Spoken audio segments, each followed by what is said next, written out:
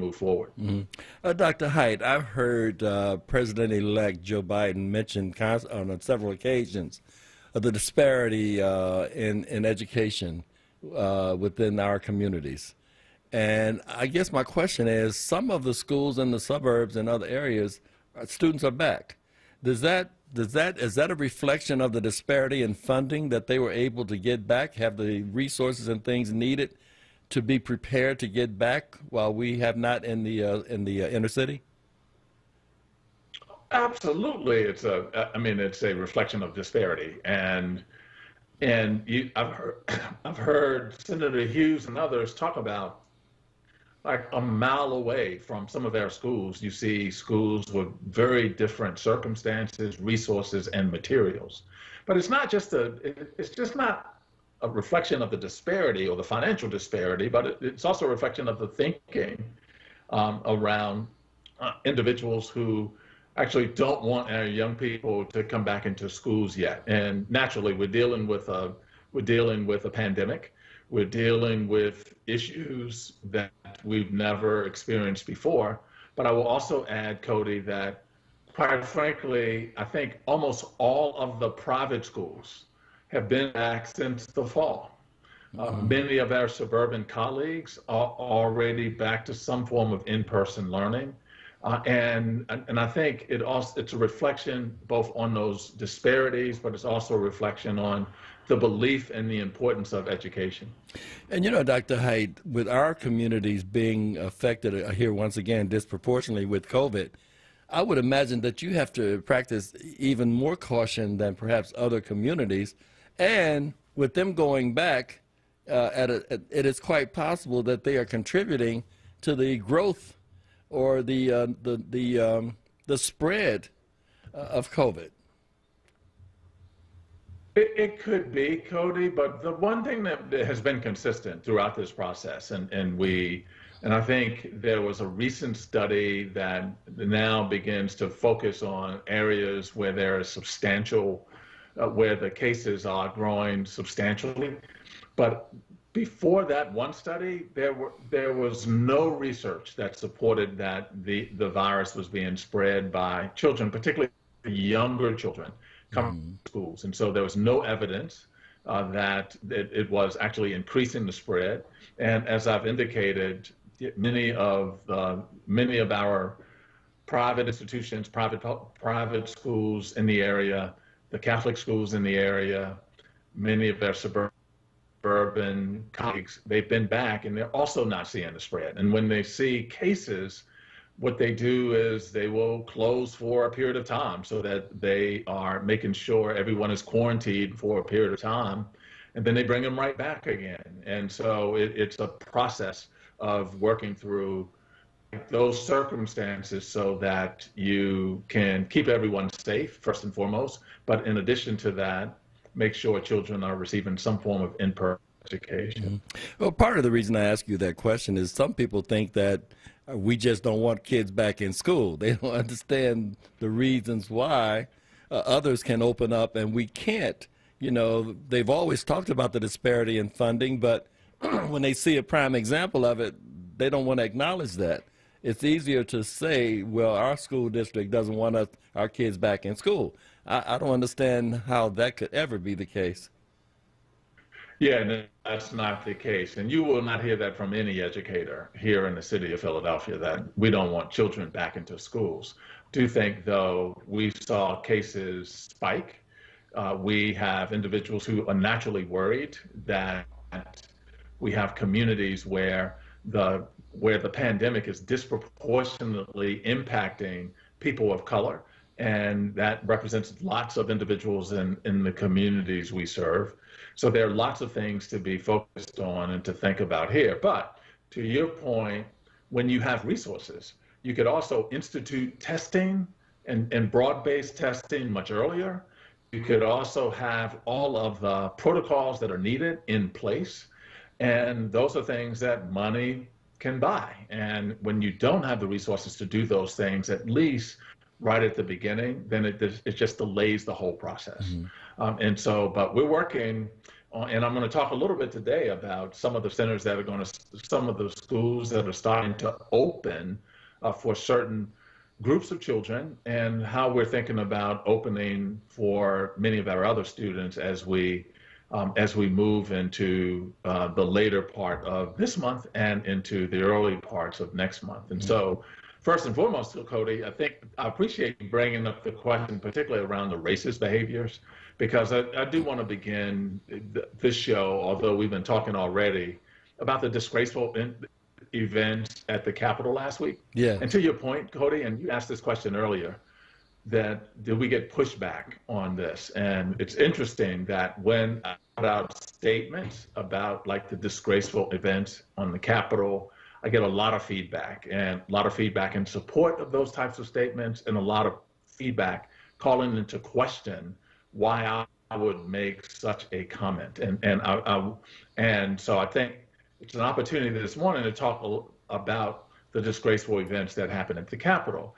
And I, like many other educators and citizens and just people nationwide, particularly individuals who are parents or guardians of young people, we watched in disbelief the horror and outrage at the violent rioting and the siege on the Capitol building. And so I put that in a statement to all families, to all educators.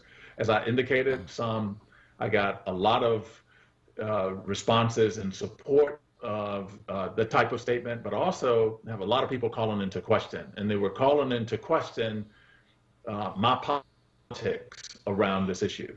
And I just want to be clear. Your politics? My outrage is not a reflection of my politics. My outrage is about how the display was the very opposite of what we are trying to model for our students, just as educators and as adults.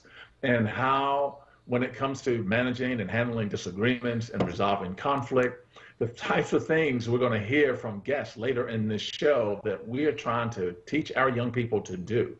And no one is arguing the point that civil protest is a constitutional right. And we've seen plenty of peaceful examples this past year. Storming the Capitol with instruments to do harm and weapons and zip ties and all of those types of things, that's not.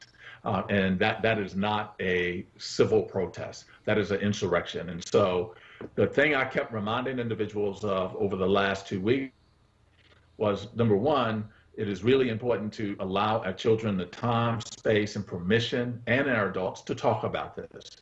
And to talk about what people were feeling, talk about their emotions, to share those emotions, to share their thoughts, to share their fears. And I wanted the adults to stop for a minute and just listen to the children and listen. The other thing I was reminding individuals of is we have to always remember that our children are watching, and they have lost so much over this past year because of COVID and everything else that we've experienced. Now, in addition to everything that they've lost, we're trying to reconcile what we teach about power of our democracy and how to resolve conflict with what they saw at the Capitol last week from adults and, quite frankly, from our president. And so, since these events, to your earlier question, Cody, our educators and school staff have been supporting the very real social and emotional needs of our students, many of whom are struggling and wrestling with mixed feelings such as anger, sadness, and confusion, because quite frankly, they saw people managed and responded to in a very different way than they saw right here in Philadelphia, and in many cases in their communities.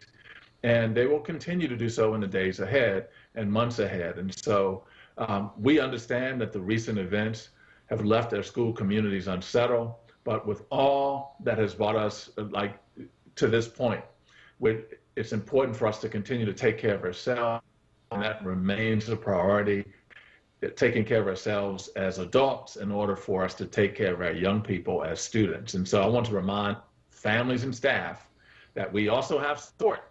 And we talked about this hotline before on the show, Cody, but we have what's called the Philly Hope Line.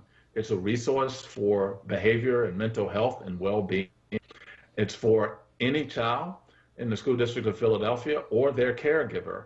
It is open and available 7 days a week, and individuals can call or text 1-833-PHL-HOPE or 1-833-745-4673. It's open Mondays through Fridays from noon to 9 p.m. and even on the weekends, Cody, from noon to 4 p.m. So just a really important point in making sure we have those resources available for individuals. And I think that's one thing that is extremely important during this period of time. Doc, one of your guests were not able to get on Skype, but they're on the phone. Which one is it, Jordan? Jacob? Okay. Jacob wasn't able to get on Skype, but he's on the phone. Yep. Great. So we'll get to our guests momentarily, and just a couple of other announcements before we jump over to the guest, Cody. Sure. One other important thing, and this goes to something I said earlier in the show. This past Wednesday, we announced the launch of our specialized services regional centers, and they're going to begin on January 25th. And the regional centers will allow us to determine student eligibility for special education supports and services. These centers will operate out of 6 schools. They're located across the city, Cody, and it will allow for trained staff to conduct in-person student assessments and complete evaluations and re-evaluations needed for many of the students who have individualized education plans or IEPs, where we could not do this virtually. The 6 centers are located at West Philadelphia High School, the Arts Academy of Benjamin Rush, Martin Luther King High School, Thomas Edison, Strawberry Mansion, and Kappa, the Creative and Performing Arts High School on Broad Street. And so starting Tuesday, January 19th, assessors will begin reaching out to eligible students and their families, and they will have to schedule these appointments. And these centers will currently be open only for determining eligibility or continuing eligibility for special education services for approximately 600 students in the district. Following those assessments, though, Cody, we will look to expand to provide necessary special education services out of these centers, including related services and ongoing assessments deemed appropriate. So opening the centers is an additional step towards supporting our students with special needs. The centers will be open to provide in-person assessments for students who cannot engage in the virtual assessments. And it will, as I indicated earlier, support the completion of these assessments for approximately 600 students who were identified by school teams as needing in-person assessments. As we open these centers, Cody, we have a series of health and safety protocols that will be in place and closely follow to protect the health and well-being of staff and students. This includes signage, use of masks, utilization of social distancing protocols, along with enhanced cleaning throughout the day. Staff and students will also be tested for COVID-19 via rapid antigen tests prior to participating in the assessments. And if an individual tests positive, Cody, they will be asked to follow CDC health guidance and dismiss from the center. And students and families will be responsible for transporting their children to the regional centers, but we will have the ability to provide transportation assistance if it's requested. And so it will be considered on a case-by-case basis, and families will be asked to notify their school team of extenuating transportation issues when the appointments for their assessments are scheduled. And so, Cody, just wanted to make that really important point that we're going to be opening regional centers. It's the first in a step to getting our young people back to some form of in-person instruction. We're excited that these regional centers will open on January 25th. I know you said we had guests, and so. Well, you want to take a commercial break first? Cody. Yeah, let's go ahead and take a commercial break, and then I'll introduce guests on the other side. Okay, and when you do that, I'm curious as to whether or not teachers are considered frontliners and if they're going to be given special permission or access to the vaccinations. We'll talk about it when you come back for a moment. Hi, this is John. Hi, this is Juanita, owners of JD's Auto Body and Painting. We're located at 6300 Wayne Avenue, right there at the intersection of Wayne and Washington Lane. We really like to thank all you WURD listeners for the support that you've given our business, and we really hope to see you in the future. JD, tell them about our products and services we have. We have a new state-of-the-art paint shop along with our body shop and detail shop. We can help you with the dents and scratches from the winter season. Come to JD's Auto Body and Painting. Come on out and check us out. We're still honoring that WURD 10% discount. Give us a call, 215-848-5949. Again, 215-848-5949. Thanks again for supporting our business. We really appreciate you. See you at JD's Auto Body and Painting. Join Nick Taliaferro on Martin Luther King Day, Monday, January 18th, for a special edition of Evening Words, featuring 2 roundtable discussions with activist preachers in the mold of the Reverend Dr. Martin Luther King. That's this Monday, January 18th on Evening Words with Nick Taliaferro, 4 p.m. till 7 p.m. exclusively on WURD Radio, 96.1 FM and 900 AM WURD. Streaming live on WURDradio.com, the WURD Radio app, or watch live on WURD TV via Facebook and YouTube. You're listening to WURD Radio, 96.1 FM and 900 AM WURD, independent black media. All right, and you're back, Dr. Height. Thanks, Cody. And before we went to break, you asked a really important question about our educators being considered as essential staff in terms of prioritizing those who will receive the vaccine. I'm happy to say that this past Tuesday, the health commissioner moved educators here in Philadelphia up to Tier 1B. And that means the educators will be in the first tier. Good. And that we will be following the public safety worker and all of the healthcare staff members who are being vaccinated now. It moves us up earlier in the process. Cody, it's all going to be dependent on the availability of the vaccines and how many vaccines will be distributed to the groups that are just ahead of us. And so we hope to begin vaccinating the educators the 1st of February. But it's all going to depend on the availability of the vaccine. So I appreciate that question. And we've been advocating since these conversations started for educators to be highly prioritized to receive the vaccines, not just here in Philadelphia, but across the country. Absolutely necessary. And yeah. And if we're going to get our economy back, we got to get children back into schools. And so if we're thinking about getting schools reopened, then educators should be prioritized with the vaccine as far as I'm concerned. And that's been my whole point. Although, Cody, if we don't receive the vaccines, we're still moving forward because it's going to be helpful in making sure we get back to school safely, but it's not a condition for getting back to school. So the service regional centers will still open. We'll still transition to whatever the next group is when we come back to some form of in-person instruction. So with that, Cody, I'm going to switch gears and talk about our guest today. Yes. January, among other things, is also National Mentoring Month. And an annual mentoring campaign nationwide, and it's dedicated to celebrating and elevating the mentoring movement. And mentors are extremely important here at the School District of Philadelphia and in the city of Philadelphia. So earlier, you heard me mention the role adults play in modeling not just good behavior, but modeling good decision-making for our students. There's a saying, potential is equally distributed, opportunity is not. And for our young black boys, opportunity can be the difference between life and death. And today's guests are doing their part to make a positive impact on our young black boys and to ensure that they have equal access to opportunities. And so I'm going to introduce all our guests, but I'm just going to talk probably to the first 3 in this segment. And after we take the next commercial break, we'll come back with the others. But we have, I'll introduce all of them first, Cody, so that people will know who they are.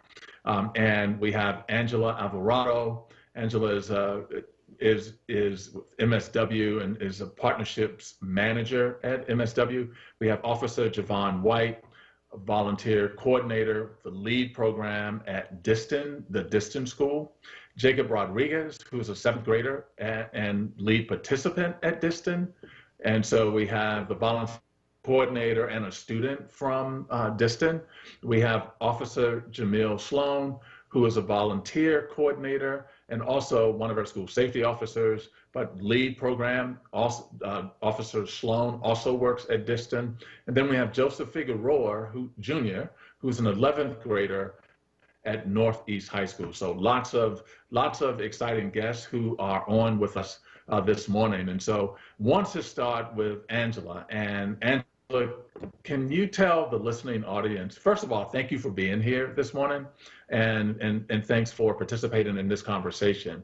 But can you tell the listening audience what is LEAD and why this initiative is important, particularly given our current climate locally and nationally? Good morning, Dr. Height, and thanks for having us on today. In the Office of Strategic Partnerships at the district, we work with schools to connect them to external partners who provide resources at no cost. In that work, our team found that mentoring was one of the top needs identified by principals and other school leaders year after year. In particular, the need for Black male mentors was a frequent request. So there wasn't the infrastructure in place for our office to connect schools with the Black male mentors that they needed. So when we learned that the Office of School Safety is working to reimagine the role of school safety officers in our schools, and mentoring is a core tenet of that mission, the LEAD program was born. My colleagues Ayanna Lewis and Sydney Ellison really led the charge in bringing a multitude of stakeholders together to create the infrastructure so that we can now bring school safety officers in to serve as volunteer mentors with many of our middle school students. And so while mentoring was a persistent need prior to 2020, I don't need to tell you how these past 10 months have really intensified that need. It seems like every week the world turns upside down for a different reason.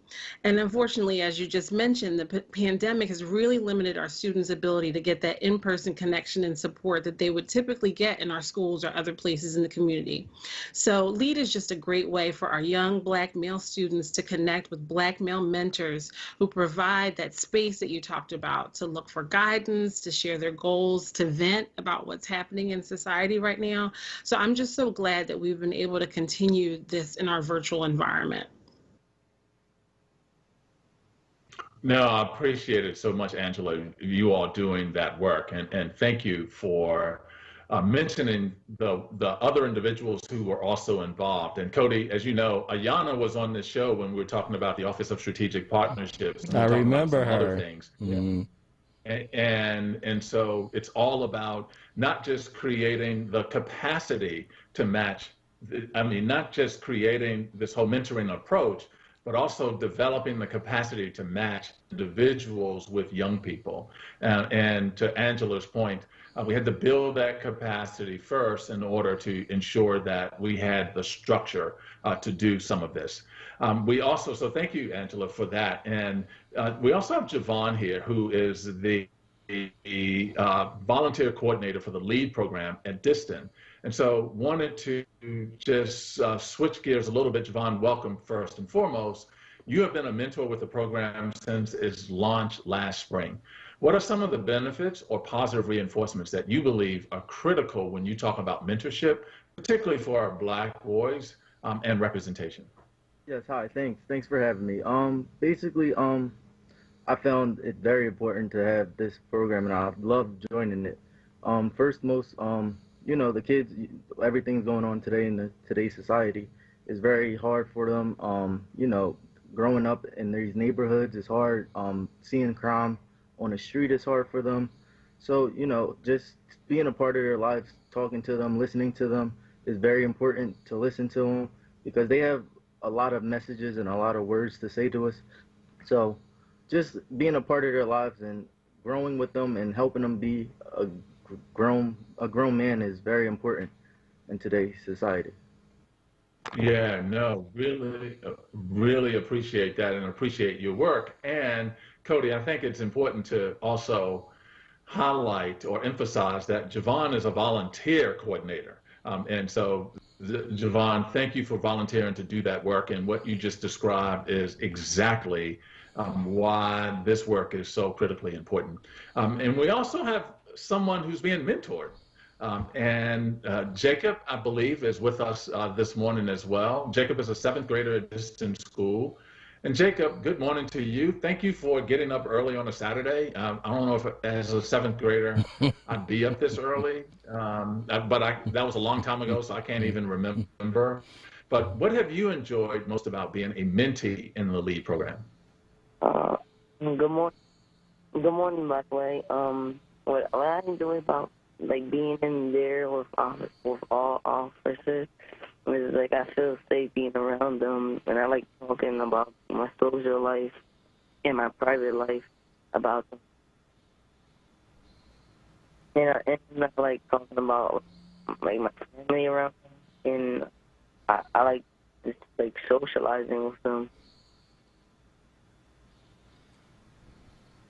No, Jacob, I really appreciate that. And you're breaking up a little bit, but I think we got most of it. And you were talking about just how you enjoy socializing, the work, the guidance. And so just thank you for bringing a student's perspective here. And I hope Angela is still on, because I had another question for her if she's still on. But Angela, yeah. I wanted to ask if individuals are listening, and actually, that's a question for Javon, but for you, Angela, you talked about how we are using our school safety officers, in some cases, and how we're thinking about that tool as a vehicle to provide mentoring for our young people. Can you say a little bit more about that, if in fact you have additional information?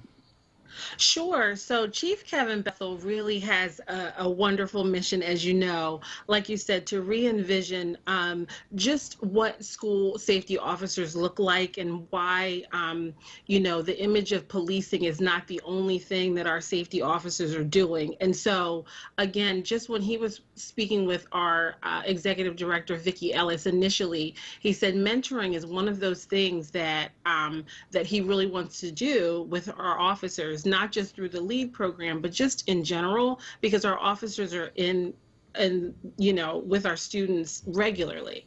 So with that, we knew that through the LEAD program in particular, we'd have a lot of Black male officers who'd be able to connect with our students on a regular basis. The LEAD program is weekly.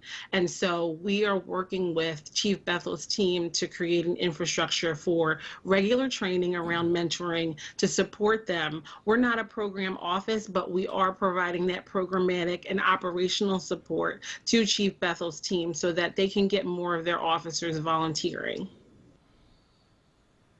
Yeah, thank you. Thank you so much, Angela. I heard that when you first started talking about it, and I just put a pin because I wanted you to just kind of emphasize what the work that Kevin Bethel and his team are doing. And we're going to have one of the safety officers later in the segment, Cody. And as you know, Cody, Kevin Bethel has also been on the show and talked about that. But this is an example of how what we talk is beginning to be operationalized as a part of our approach to supporting our students, particularly our young Black males.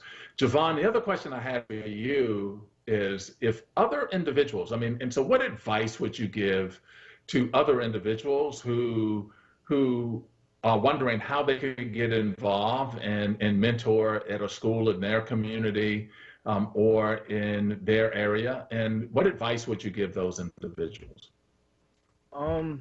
First, I would definitely say, find a team, find people that's interested in kids, find somebody that can branch out to them and actually hear them out. The advice I would give them is basically just try to start with one kid. I say if you can save one kid a year, you're doing something great for yourself. So just start with one. If you start with one, they'll get the word out to their friends, and their friends will come on and join them, and then it becomes like a small little community within yourselves. Yeah. Yeah, really appreciate that. Thank you for sharing that. And it just makes so much sense. And so thank you for that. And then if Jacob is still on the line, Jacob, I just wanted to hear from you. And if you're on a phone, if you could just hold it closer. How has being involved in this program changed either your perspective or your mindset? Are there things that you do now or you don't do now because you are part of the program, or are there different ways that you think about things now that you're part of the program? So if Jacob, if you're on, I'd love to hear your perspective on that. All right. Can you hear me? Yes, we can. All right. Honestly, when I'm on the program, when I think of the program, is like we talk about what's going on outside, like around the world, and like we talk about what's going on and what can we do to stop it, and like yeah, that's what we mostly talk about, and we talk about like meeting each other and socially distancing and like a lot of things going on outside. Really appreciate that, Jacob. Thank you for sharing that. And as a perspective, it's important for us to hear the perspective of a seventh grader who's actually going through that program. And so, Cody, you can hear that.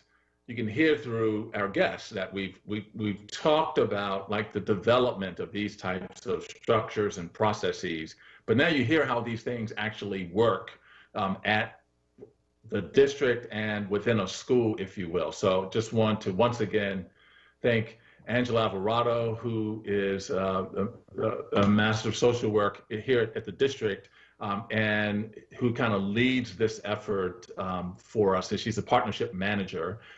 We have Officer Javon White, who is a school safety officer, but he's also the volunteer coordinator at the LEAD program at Diston. And we also heard from Jacob Rodriguez, a seventh grader and LEAD participant at Diston. And Cody, when we come back from the next break, we will hear from another officer, Officer Jamil Sloan, who's a volunteer coordinator, who's also a volunteer coordinator, LEAD program at Diston, and Joseph Figueroa, 11th grader at Northleaf High School.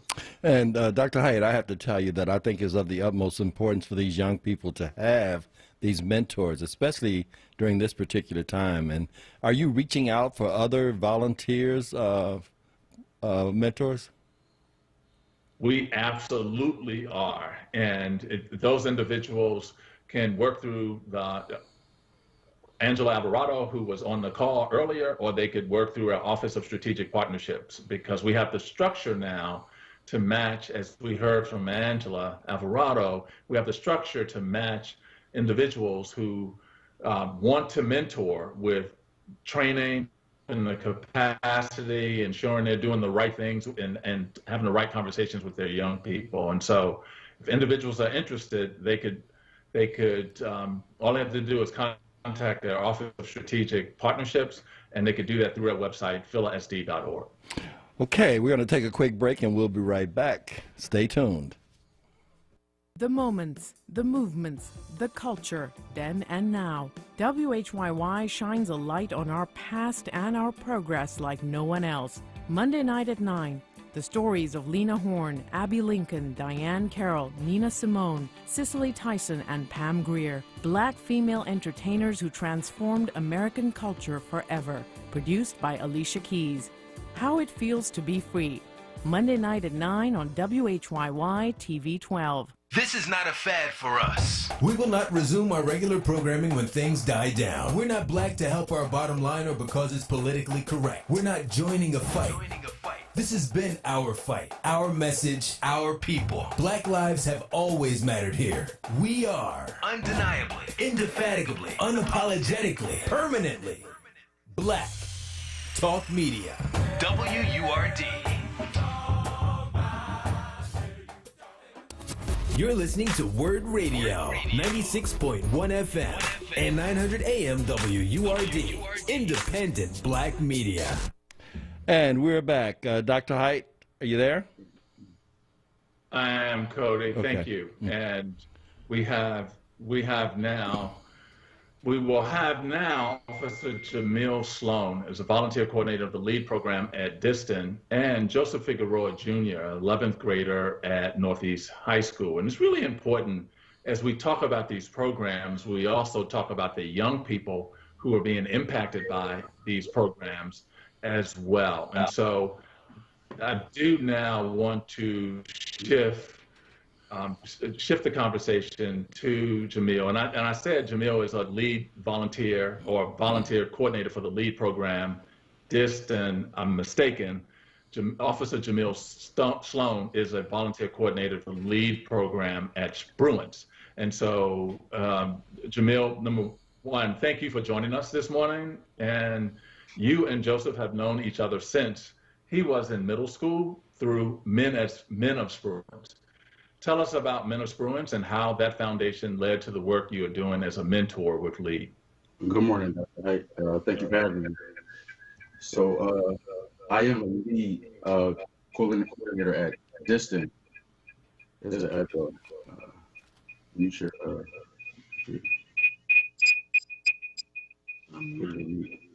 So I am a LEAD coordinator at Diston, but I was doing this one at Spruance initially. So before I became a school safety officer, I was doing mentoring at Spruance, at Spruance. They had a program with the principal, Mr. Quan Lane.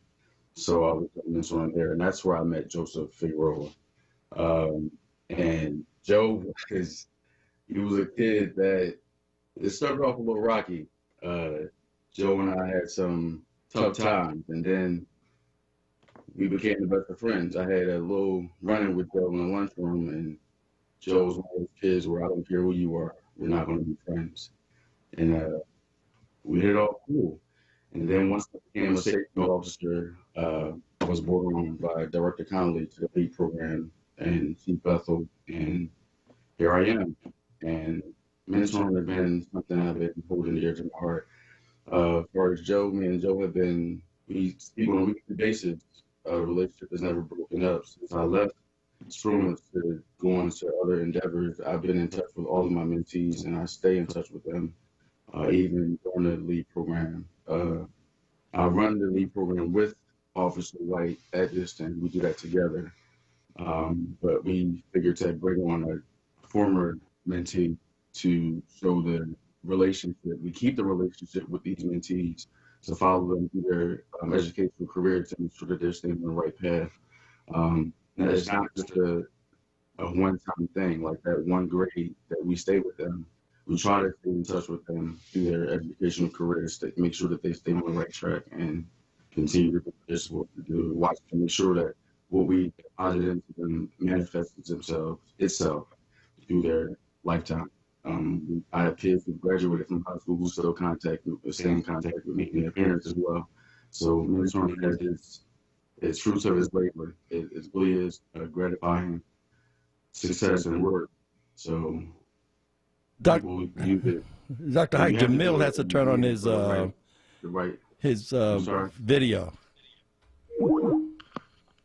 I'm sorry? Jamil has to turn on his video. You're talking to Jamil, right? Are we talking to Jamil? Talking to Jamil, Officer, yes, we're talking to Officer Sloan. Yeah, yes. He hasn't turned on his video. That's probably why we haven't seen him. But go ahead, we can hear him. We can hear you, Officer Sloan, so you can keep going. I want to make sure his video is on here too. Let me see. Now you sounding like me, Officer. I'm trying to get this together. It's my first time on Skype.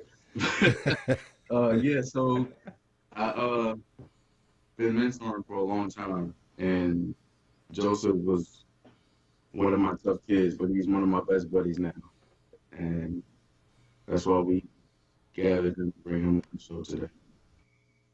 I really appreciate that, Officer Sloan, and I also appreciate you and Officer White's work and what the two of you are doing at Diston with these young people. And so we do have Joseph, and he is on camera. And Joseph, thank you.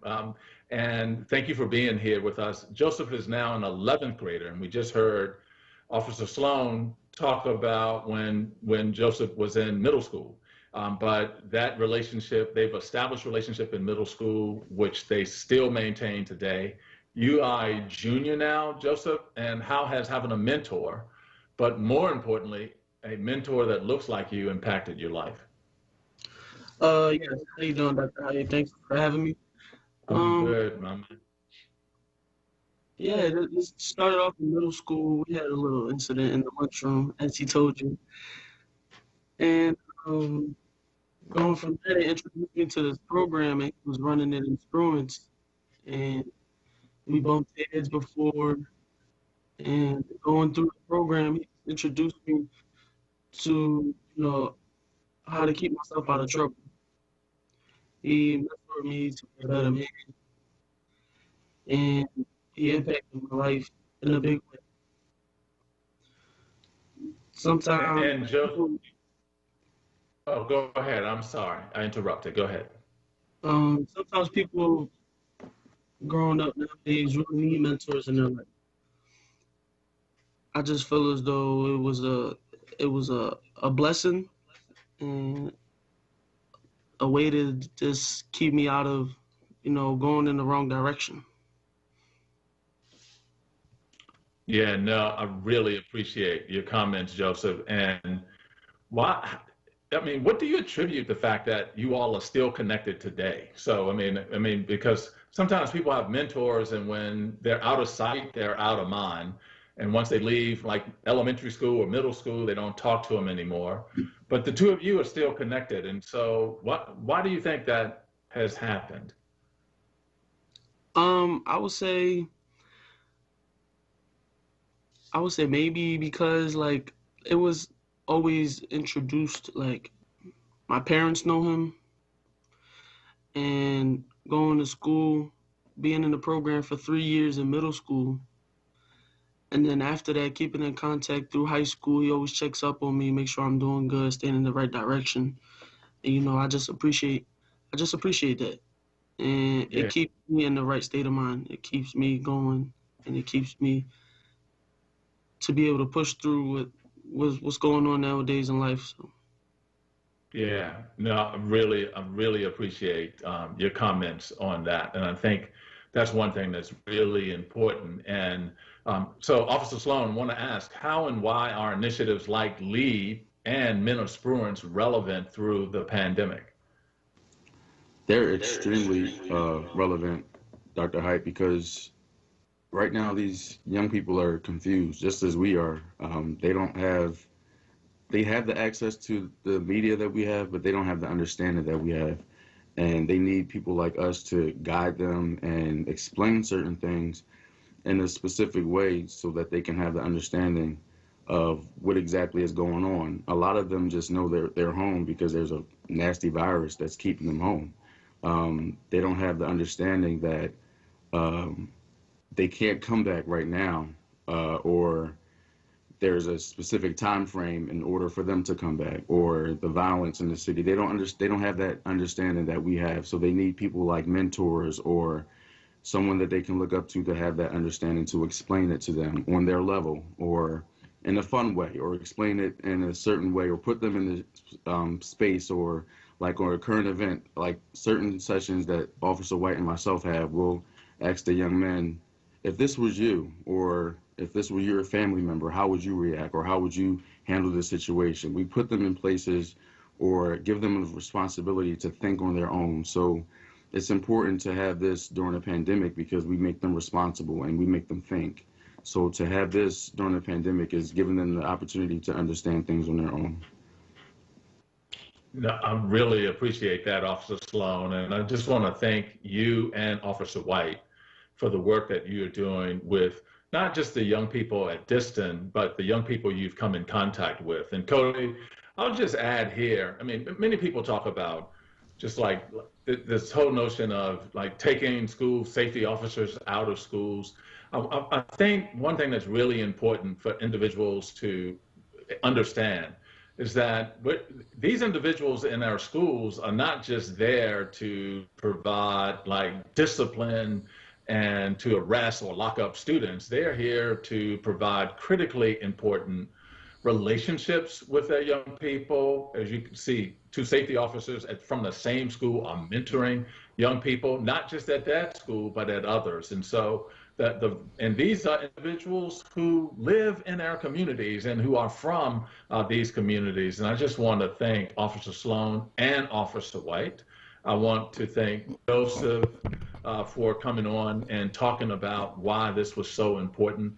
I want to thank Javon, who was the 7th grader at Diston, for being on earlier, and Angela Alvarado, who is instrumental in setting all of these things up. So to all of you who joined our show this morning, I just want to thank you. And if either Officer White or Angela or Officer Sloan, if you have any other things you want to add before we close this segment, you feel free to do it quickly now. This Officer Sloan, I'll just say that there's a lot of other officers out there doing the same thing that we're doing, and we appreciate them and we commend them too for their diligence and hard work and realness and hearts for these young people. That's it. And we appreciate you too. Thank our directors and chiefs for allowing us this opportunity to really pour into these young people. Mm-hmm. And it's good for you to highlight them, Dr. Height. Say it again, Cody. It's good for you to highlight these volunteers who are working with these young folks. Oh, absolutely. I mean, and many of our young people are successful because of the work that these volunteers do. And I think that is one thing that's critically important. And I know, Cody, I know we're getting to the end of the show. I want to, before we do, just have a few other announcements that I want to remind individuals of. First and foremost, I want to once again thank Angela Alvarado, Officer Javon White, Jacob Rodriguez, a 7th grader at Diston, Officer Jamil Sloan, and Joseph Figueroa, an 11th grader at North. Thanks for joining us and getting up on a Saturday morning to be with us. Cody, as you know, Monday is the federal holiday for MLK, and it is the holiday that celebrates Dr. Martin Luther King Jr., and that will be a day of service where we're working together. And we have there are lots of projects around the city. And if individuals cannot find one, there's a neighborhood cleanup hosted by Kensington Health Sciences, and they're going to follow health and safety protocols. There's MLK mornings of dramatic readings, art activities, and letter writing hosted by the African American Museum in Philadelphia. And there's a virtual dance-a-thon to support the Colored Girls Museum of Philadelphia. And that's going to be hosted by C.W. Henry Elementary. And those are just a couple of examples of a lot of things that are happening on the day of service that is acknowledging and reflecting the life and legacy of Dr. Martin Luther King Jr.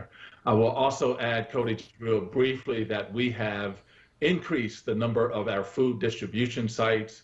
And so now individuals can get grab-and-go meals at over 100 schools, not just 60-something, but now over 100 schools. That list is on our website. And the whole point of that was to make that we had places that were closer to families and closer to where they were. And so go to our website, get that list. It's available each Friday from 9 to 2 p.m. And it is going to be 7 breakfast meals and 7 lunch meals. And I understand, Jamil, you have one more comment. And so if you could do that quickly. Yes, sir. I just want to thank the parents and the principals for allowing us to be in their buildings to work with their children. Principal Tommy and the parents of Joseph and Jacob for allowing their students to be with us today.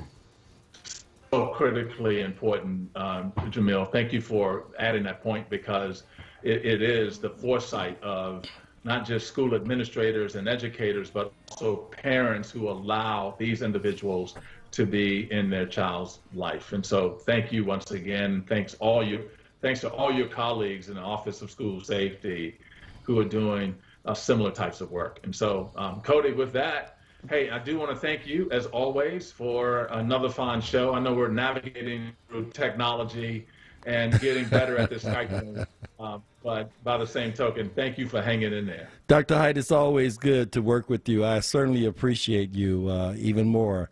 And I want to thank, as always, your executive producers, Evelyn Sample Oates and Hania Sharp Brown, for another great show. Thank you. Indeed, Cody. Take care. Be well. You too.